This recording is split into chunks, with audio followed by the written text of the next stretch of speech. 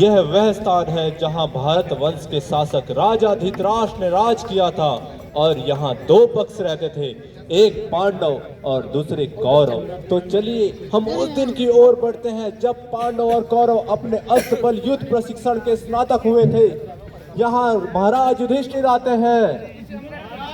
युधिष्ठिर की जय हो। महाराज युधिष्ठिर की जय हो। महाराज युधिष्ठिर अपना अद्भुत बल प्रदर्शन करते हैं।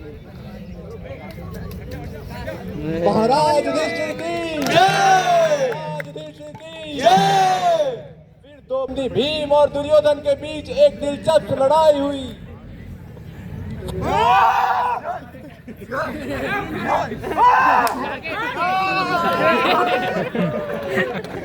यह एक घातक लड़ाई थी और फिर इस लड़ाई को रोका गया और फिर सबसे अधिक प्रतीक्षित व्यक्ति पहुंचे, राजकुमार अर्जुन की जय। राजकुमार अर्जुन की जय।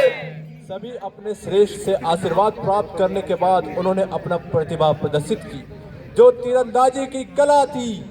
अर्जुन ने अग्नि अस्त्र छोड़ा, अर्जुन ने फिर वरुण अस्त्र छोड़ा, अर्जुन ने अस्त्र छोड़ा और अंत में अर्जुन ने पर्वत अस्त्र छोड़ा और सबसे अंत में अर्जुन ने पुष्प अस्त्र छोड़ा, जिससे पूरा मैदान फूलों से भर गया। राजकुमार अर्जुन की इस प्रकार की सामान्य सहमति बनी कि अर्जुन सर्वश्रेष्ठ धनुर्धर है। राजकुमार अर्जुन की। रुको, यहाँ क्या चल रहा है? मैं अर्जुन से भी सर्वश्रेष्ठ धनुधारी हूँ। जो ये अर्जुन ने आप सभी को करके दिखाया है वह मैं भी कर सकता हूँ। देखिए,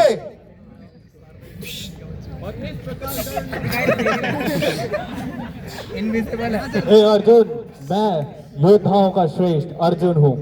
चलो कर्ण, चलो देखते हैं सबसे पहले यमराज के पास कौन पहुँचता है। धनुधर कभी भी शब्दों से नहीं अपने बाणों से बात करते हैं। चलो देखते हैं यमराज के लोग सबसे पहले आखिर कौन जाएगा।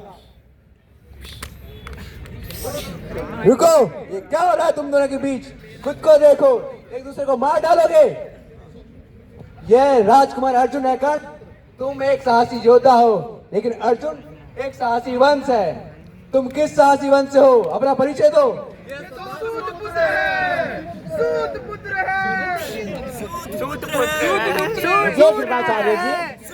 अगर ऐसा है कि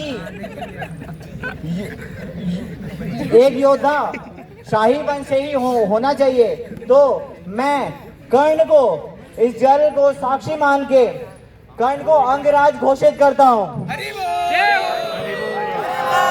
आपने मुझ पर इतनी कृपा दिखाई राजकुमार दुर्योधन, मैं आपका सेवक हूँ।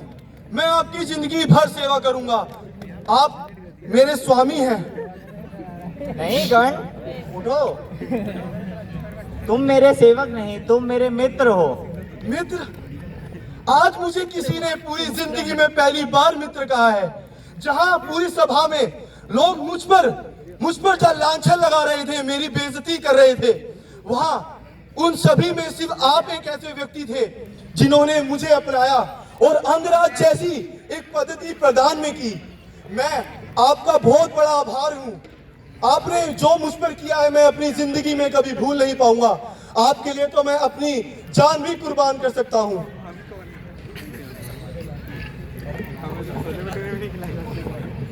अब हम उस दिन की तरफ चलते हैं जिस दिन युद्ध क्रीड़ा खेली गई।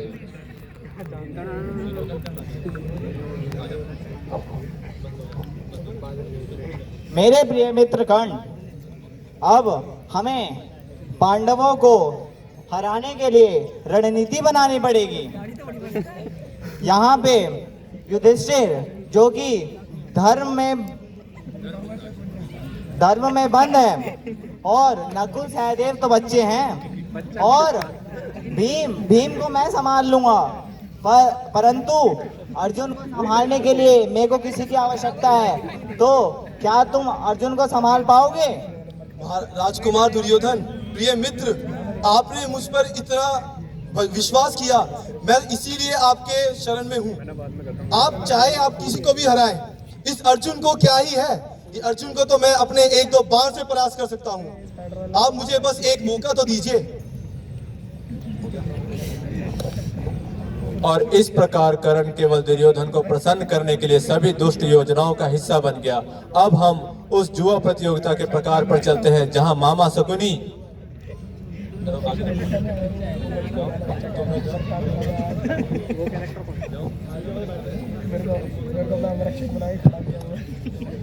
हे युधिष्ठिर, अपनी पगड़ी मेरे चरणों में रखो और जाओ, बैठ जाओ। और भीम, अपनी नजरों को नीचे रखो।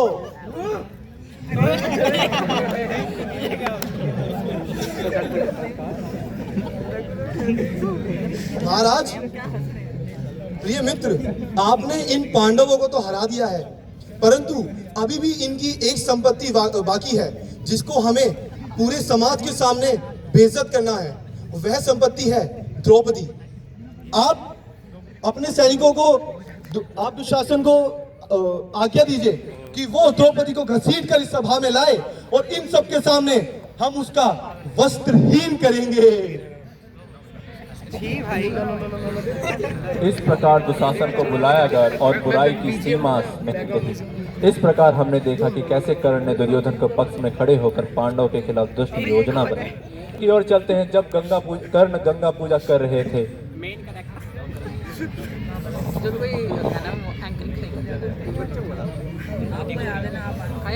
ओम सूर्य देवाय नमः।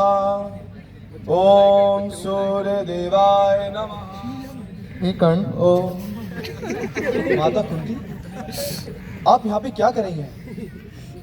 मैं यहाँ पे तुम्हें कुछ बताने आई हूँ। मुझे बताने आई हैं? ऐसा क्या है आपके पास जो आप मुझे बताना चाहते हैं?